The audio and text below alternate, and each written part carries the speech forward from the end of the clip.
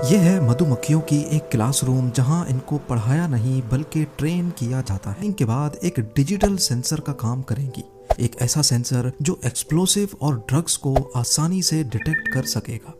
ये सोचना और समझना काफी मुश्किल है कि आखिर मधुमक्खियां एक छोटा कीड़ा इतना एफिशिएंटली बारूद और ड्रग्स कैसे डिटेक्ट कर सकता है और फिर वो अपना सिग्नल हम इंसानों को कैसे भेजता है।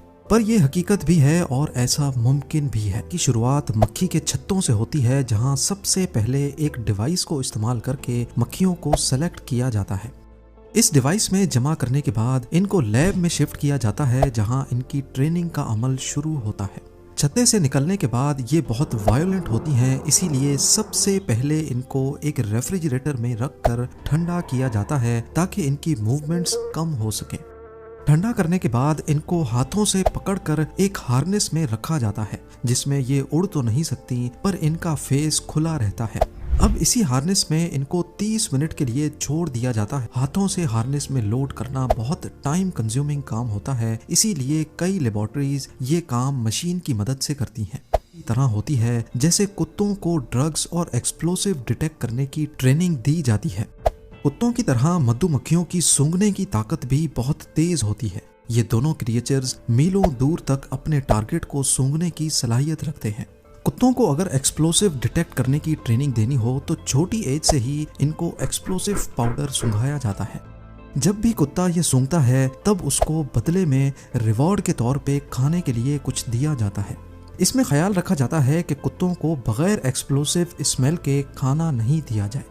आहिस्ता आहिस्ता कुत्ता ये अच्छी तरह समझ जाता है कि खाना उसको सिर्फ तब मिलेगा जब वो एक्सप्लोसिव सूंघेगा।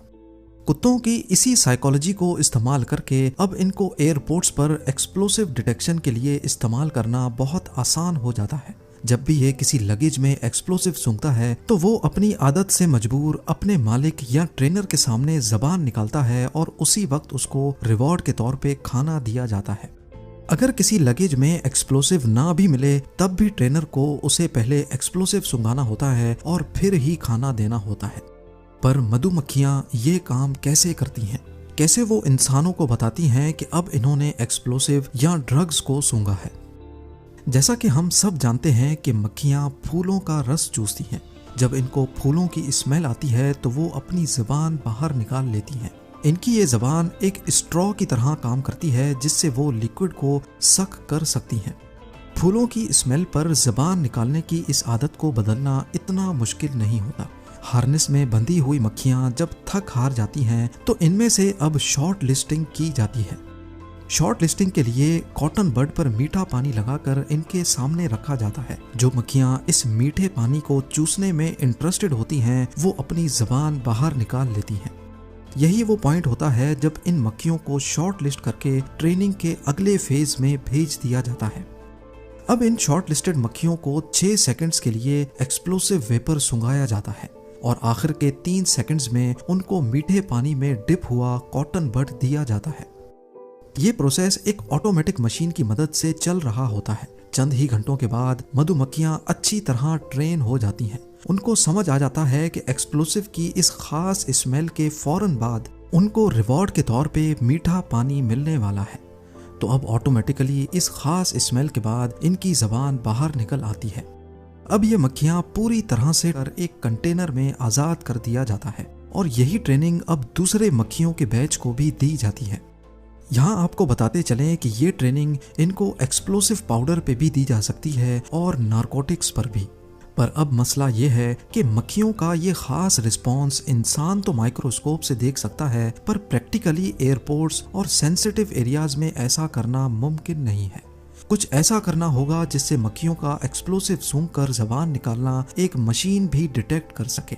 इसके कई तरीके हो सकते हैं। एक तो है वीडियो प्रोसेसिंग।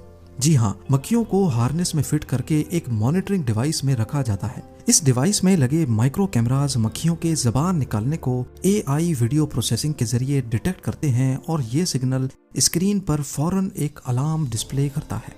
इसके साथ ही मशीन रिवॉर्ड के तौर पे मीठे पानी वाला कॉटन मक्खियों के सामने कर देती है। कैमरास के अलावा मक्खियों का रिएक्शन एक इंफ्रारेड लाइट से भी रिकॉर्ड किया जा सकता है।